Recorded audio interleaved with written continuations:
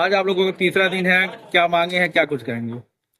आज लगातार तीसरे दिन कलमबंद हड़ताल जारी है और आज जो है हमारे भारतीय अधिकारियों का और नेपाल के अधिकारियों का एक मीटिंग शाम को 5 बजे नेपाल भंसार में रखा गया है। अगर हमारी मांगे मान जाते हैं अधिकारीगण तो हम उस पर विचार करेंगे और हड़ताल हमारा जारी रहेगा।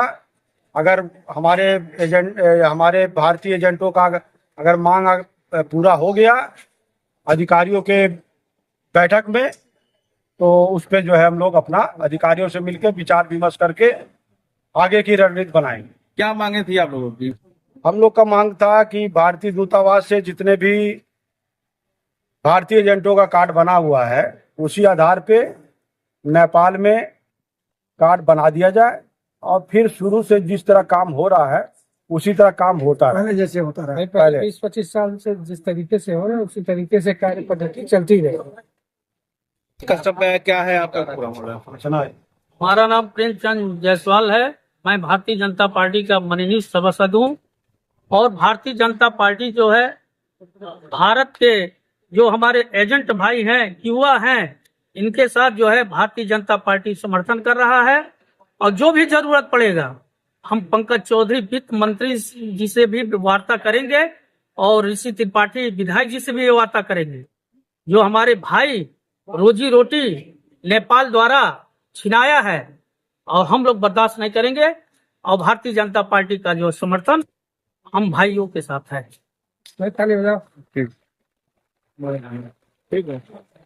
क्या मांगे आप लोगों की? मांगे हम लोग की यही है कि जैसे पिछले कई वर्षों से नेपाल भंसार में भारतीय दूतावास के आधार पे जैसे हमारे भारतीय एजेंट और ट्रांसपोर्ट जो हमारे सभी भाइयों लोग जो काम करते थे उसको पहले की तरह फिर से सुचारू रूप से लागू किया जाए।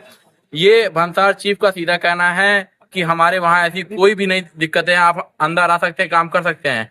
लेकिन वहाँ नेपाल के एजेंट जो महासंघ है उनकी किताबों में साफ साफ लिखा गया है कि भारतीय दूतावास पे यहाँ के एजेंट काम कर सकते हैं। लेकिन अगर चीफ ये कहते हैं कि हमारे वहाँ हमारे तरफ से कोई आपत्ति नहीं है, लेकिन उसी भंसार कार्यालय में गार्ड किसके आधार पे रखा गया है, रोक रहे हैं। क्यों रोका जा रहा है? हमारी मांग यही है कि जैसे पहले की तरह काम चलता था भारतीय दूतावास के कार्ड पे कार्ड बनाए, हमारे सभी भाइयों लोग वहाँ काम करने फिर से जाएं, हम लोग हड़ताल खत्म कर देंगे, फिर से कल से गाड़ियां जाना स्टार्ट हो जाएंगी। लेकिन हमारी मांग पूरी होती है तो नहीं होती है तो फिर ऐसे ही रहेगा, कलम बंद ऐसे ही रहेगा सुचारू रूप से। 3 दिन हुआ, 10 दिन और बैठेंगे, 20 दिन बैठेंगे, जब तक नहीं होगा। नेपाल से रोटी बेटी का संबंध है ना, रोटी तो छीन ही रहे नेपाल वाले। क्या कुछ कहेंगे? सर 30-32 वर्ष हो गए मुझे काम करते करते भैरवा कस्टम में। एक ही आदमी के यहाँ मैं काम कर रहा हूँ, कान बहादुर पांडे के पास मैं काम कर रहा हूँ। अभी तक मैं वही काम करता था। अब ऐसा सर नियम निकाल दिए हैं सर कि आप इंडिया के वासित है, आपके पास कार्ड नहीं है, आपका नागरिकता नहीं है, आपका कार्ड नहीं बनेगा, आप अंदर प्रवेश नहीं कर सकते हैं।